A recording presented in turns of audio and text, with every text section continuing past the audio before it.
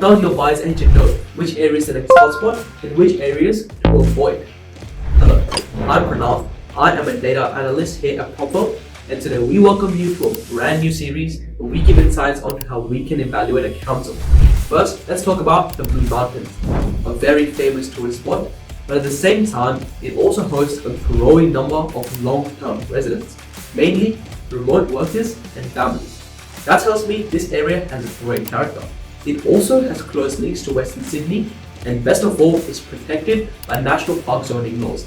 That means that its development is kept in check by the Australian government.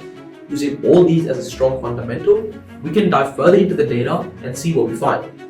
First things first, we do see that the median house price sits at $970,000, with the lower end of the suburbs being around $820K. Now, this area is definitely not cheap, and it is for investors with a higher borrowing capacity.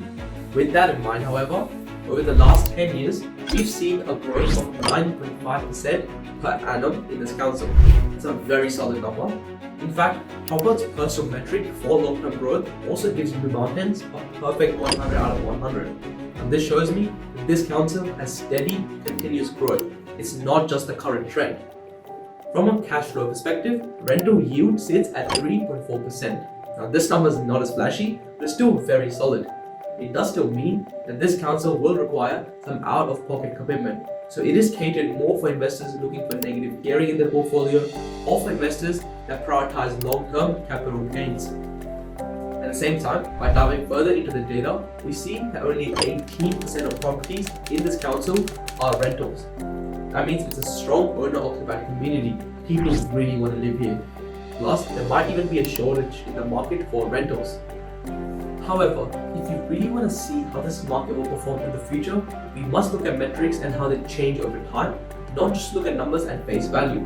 So, when we look at things like rental turnover, instead of just seeing that it sits at 1.95% today, we must also see that it's dropped by 0.9% over the last year. So these tenants are likely to stick around, and they are also likely of high quality. Also, days on market has decreased from 41.5 days to now 33 days, so demand has been increasing in this council. At the same time, inventory has also been shrinking and now sits at just 3.6 months. All of these sign at a strong, balanced market. Properties are getting in high demand and people are willing to sell. For a little cherry on the top, Propel's personal data analysis also finds that the Blue Mountains market has performed 0.2% better than market estimates over the long term.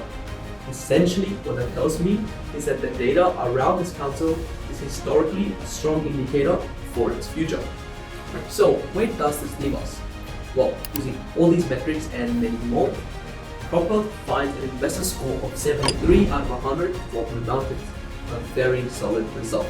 What we're seeing here is a steady, balanced market. It's not a hype market by any means, but it is one where the fundamentals slowly stack up.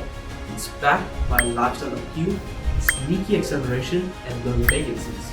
So, who could this market be for? Well, if you're someone who's looking outside the volatile hypes, then you want a region with actual stability, livability, and long-term capital gains, Blue Mountains might deserve a spot on your radar.